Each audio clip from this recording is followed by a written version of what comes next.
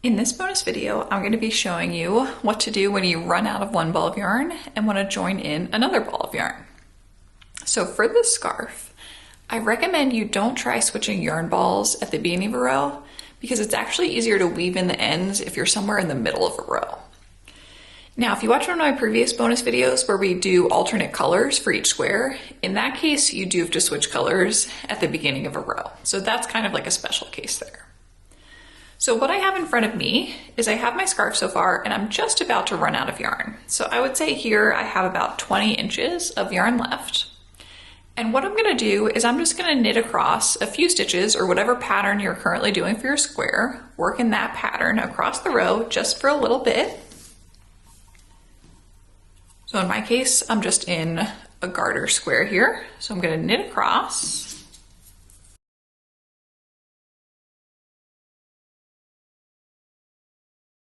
And now once I'm a few stitches in, I'm gonna let go of my previous yarn, right? So this is the one I'm about to run out of.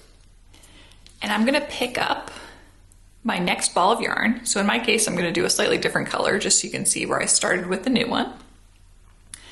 Gonna find the beginning of the ball of yarn. And with this new ball of yarn, I'm gonna look for just about 8 to 10 inches in. So just kind of eyeball it. You want enough yarn where you feel like you could weave it in and have plenty left over. And I'm just gonna create a little loop with that. Now, I'm actually gonna begin working with this loop of yarn. So if your next stitch is a knit stitch, which mine is, I'm gonna put my knitting needle in as if to knit. And then instead of wrapping that previous ball of yarn around, I'm just gonna lay this loop over my knitting needle and then pull that new loop through. And now I'm gonna begin working. Make sure I'm not working with the tail, so I'm gonna put that to the side with my new ball of yarn.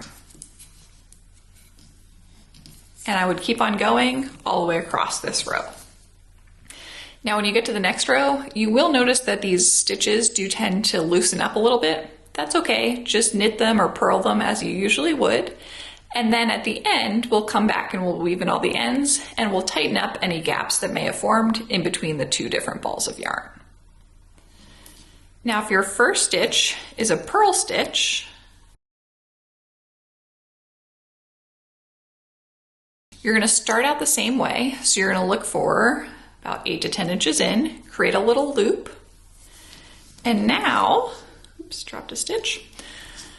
I'm gonna take my right knitting needle into the front of the next stitch. Now take my loop, lay it right over that right knitting needle, pull it snug, and then push that new loop through. And now if I had to purl again, or if I had to knit again, I'm just making sure that I'm working with that new ball of yarn and not either one of those previous tails. And that would be how I would join my new ball of yarn if I were purling across.